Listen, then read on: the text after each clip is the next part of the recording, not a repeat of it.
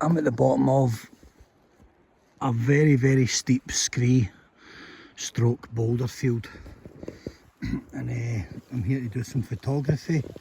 There's cuckoos around me, and where I am, you can hear the cuckoos. Beautiful. I'm in a kind of valley here, and right at the base of my feet, where I had a little dip, is the famous green Loch of Aviemore. There it is. Absolutely beautiful. The green Loch. If the sun was out, it's a little bit late in the evening, if the sun was out it would be absolutely emerald green, but it's not. The sun's over the hill now, so it's a bit of a shame. But what can I say? Absolutely beautiful. It's a lovely little walk in, and all you need is a pair of, well, I don't even have trunks, I've got boxers with me and a towel, and that's kind of it. That's all I've got. But this is the green Loch. This is what a lot of people talk about. It's a little swimming haunt. It's pretty deep out there. Fairly safe round the edges. You can walk in up to your waist, your thighs, your waist, and then you can swim out over the kind of marginal drop off and into the open water. I would say it's, you know, it's literally 60-70 metres across. Maybe it's about 150 metres long, 200 metres long. It's a small loching, and it looks like to me like an old quarry digging, like an old stone digging. It's just filled with rainwater. It's catchment fed, which means it's got no inlet. It's just catchment fed. Rain basically slides right down off the hills. And why it's that colour? Well, there's a few different theories. One of them being the kind of sandy bottom, but it's got very light coloured stones in it, and that'll help to refract the light back up. A little bit of sunlight coming through there, you can just kind of see it colouring up. It's beautiful. It's really, really beautiful. I don't even know if the phone's doing it justice, but it is a stunning little place. Surrounded by traditional kind of Scots pine, and there's some Douglas fir among it. Some really beautiful trees here. A lot of regeneration going on in these boulder fields that were all cleared back in the Iron Ages. So yeah, this is the green Loch. It's a beautiful little place, and it gets busy on the weekends, sightseers and stuff. But yeah, it's worth a walk in.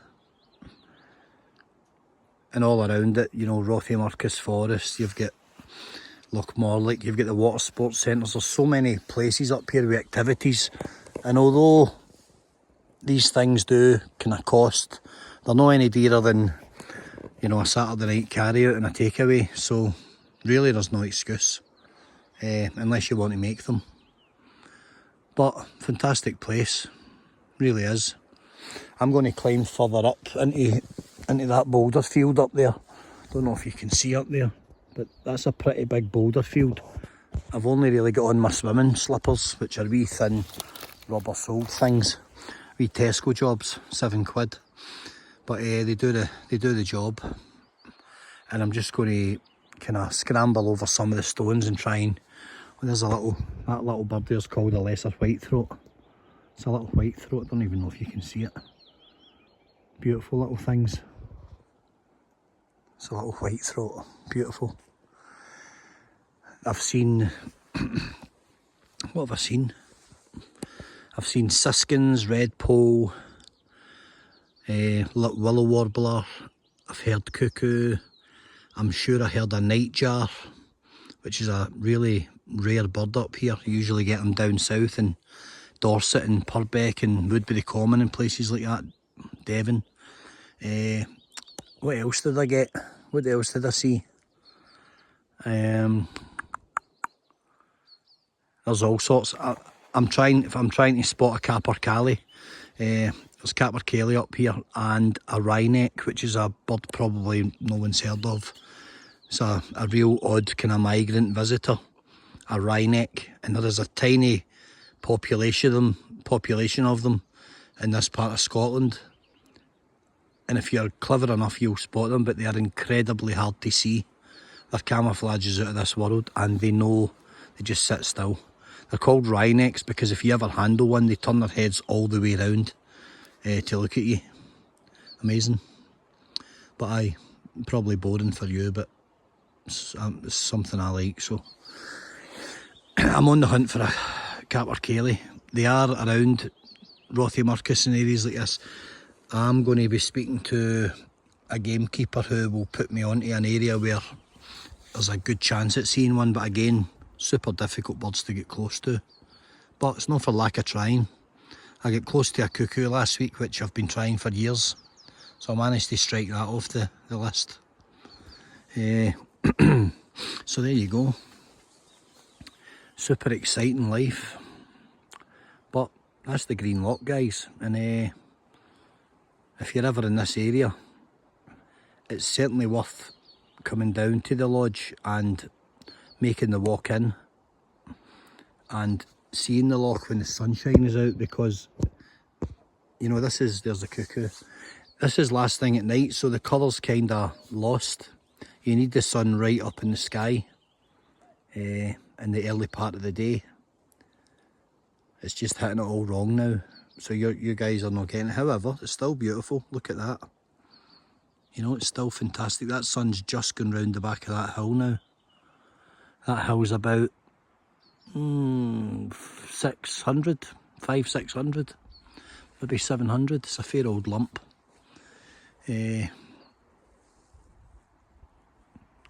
So the sun will be gone shortly, and yeah, I don't think there's going to be much opportunity tonight for a photograph, but that's the way it goes. That is the way it goes.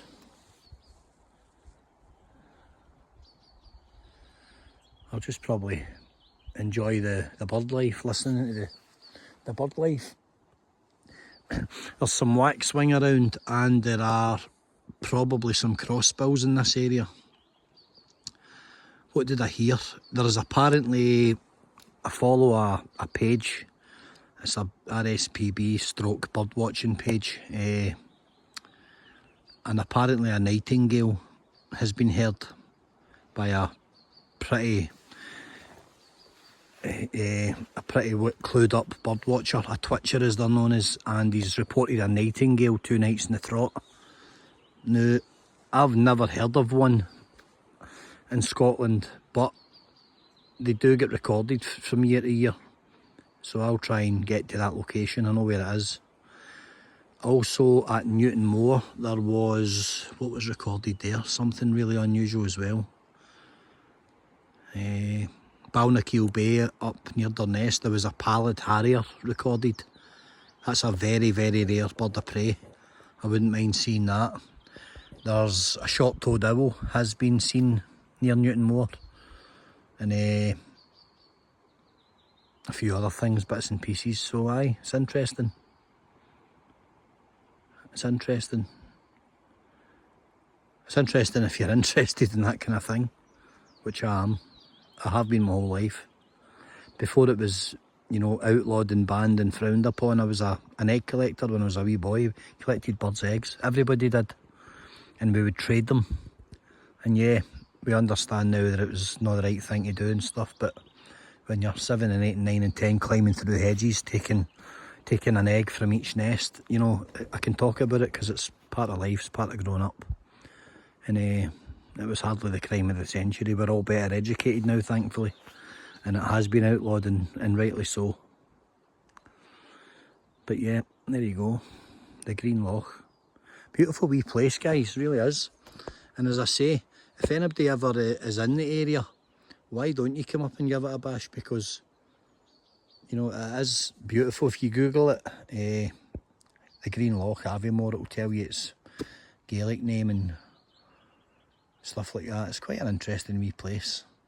Somewhere for, I know that Charlie Fleeton's been ticking places off. He's been to Smough Caves and stuff. Maybe Charlie would like it. A few other people might like it that are into the swimming. Big Lochan guys like that. But aye, it's a funny wee place. Bring a diving mask or goggles if you're coming, because the water's incredibly clear. And it's certainly worth a few strokes. Alright guys, enjoy your evenings. Take care.